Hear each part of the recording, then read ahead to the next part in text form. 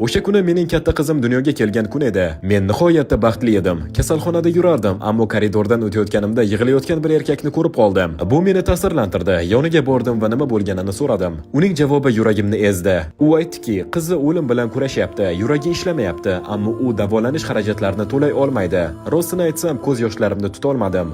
Ota bo'lganimdan beri dunyoga boshqacha qarayman. Bu holat menga juda adolatsiz tuyuldi. Ichimdan bir narsa sen yordam berishing kerak dedi. Ha, biz har doim ham hamma narsani o'zgartira olmaymiz, lekin men shu vaziyatda o'zgartira olardim.